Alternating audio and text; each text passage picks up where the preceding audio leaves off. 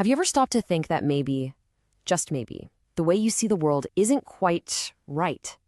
That each of us is walking around with a personal map of reality, but it's full of blind spots and weird distortions. Today, we're going to tear down and rebuild the very foundations of how we operate, from the inside of our own minds all the way out to the societies we live in. All right, let's get into it. So here's the journey we're going on. We'll start with how we even build that personal map of the world. Then we'll look at the tiny automatic habits that actually define who we are. From there, we'll zoom out and ask, how would you design a totally fair society from scratch? After that, we dive into the gritty reality of power and influence. And then the grand finale, how do all these pieces actually fit together? Let's go.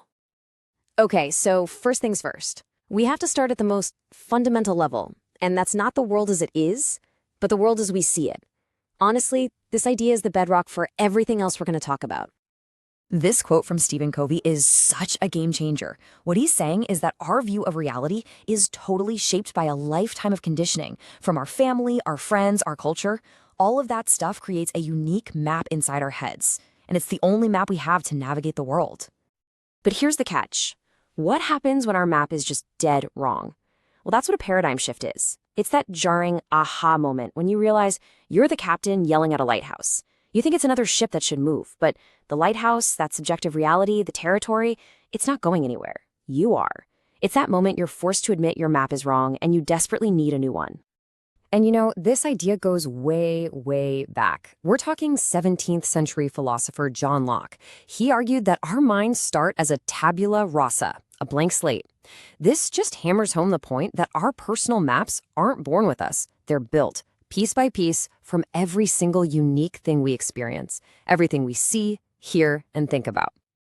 All right, let's build on that. If our perceptions are the map, then our habits are the roads we carve into that map every single day. Because at the end of the day, what we repeatedly do is what shapes who we become. It's as simple as that. So how do those roads get paved? Well, James Clear breaks it down brilliantly. Turns out every single habit, the good, the bad, the ugly, follows this simple 4-step loop in our brains. There's a cue, which triggers a craving, which drives a response, which delivers a reward. This little cycle is running on autopilot for like half of our day. And this right here is the most crucial part. Habits are not just things you do. They are votes for your identity. Every time you lace up your sneakers and go for a run, you're not just exercising, you're casting a vote for I am a runner. And it works the other way too.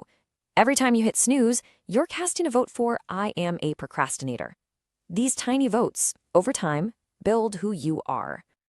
This brings us to a really cool paradigm shift. We're always told, just try harder, have more willpower. But what if that's the wrong way to think about it? Instead of just trying to force it, you can become an architect of your own environment. Want to read more? Put a book on your pillow. It's about making success the easiest possible option. Okay, so we've spent some time on the self, but we don't live in a vacuum, right? So let's zoom out. How do we take all of us with our unique maps and ingrained habits and build a society that's actually fair for everyone? Now, this is one of the most powerful thought experiments ever. The philosopher John Rawls asks us to imagine stepping behind what he calls a veil of ignorance. You get to design a new society from scratch, but there's a catch. You have no idea who you're going to be in it. You could be rich, you could be poor, healthy or sick. You just don't know. From that position, what rules would you make? You're forced to be fair, because any rule that helps the top could just as easily end up hurting you. Rawls argues that anyone behind that veil would logically come up with two main principles. First, give everyone the most liberty possible as long as it doesn't step on anyone else's liberty. Fair enough. And second, any inequalities, like some people earning more money, are only okay if they somehow benefit everyone, especially the people at the very bottom. It's a pretty profound idea for a just society. But you know, these beautiful ideals about justice, they don't exist in a textbook. They exist in the real messy world of power, ambition, and influence. A perfect blueprint is one thing, but how do things actually work on the ground? And boom, in comes this absolute bombshell of a quote from Machiavelli. This creates such a stark contrast with Rawls's idealism, right? It forces us to take off the philosopher hat and put on the strategist hat, and to think about the cold, hard, sometimes harsh realities of leadership. See, Machiavelli's advice is 100% strategic. It isn't about what's morally right. It's about what works to maintain stability and control. For him, it's all about keeping the state secure. But notice the nuance here. He's not saying be a monster. He warns leaders to avoid being hated, not because it's mean, but because it's strategically stupid. It just asks for trouble. Then you have someone like Robert Greene, who brings this deep psychological layer to the game of influence. He shows how it can be a kind of seduction, really, creating a spell using mystery, intense focus, and basically manipulating someone's perception. It's about crafting a fantasy that's way more appealing than boring old reality.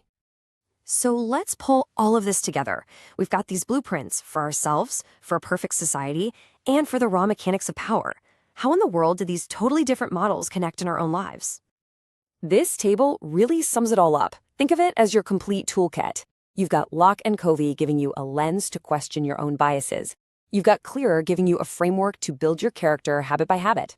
You've got Rawls as a moral compass for the greater good. And you've got Machiavelli and Greene as a strategic guide to navigate the messy realities of power. So here's the big takeaway, the thing to really hold on to. We have to constantly work on our personal maps, questioning our assumptions, building better habits. But while we're doing that, we have to keep our eyes fixed on the lighthouses. Those are the unchanging principles: justice, fairness, truth. They're what guide us safely when our own map gets foggy or when the world gets stormy. At the end of the day, these are all just tools. They're blueprints for understanding ourselves and the world around us. So the final question, the one that really matters, is left to you. What are you going to build with them?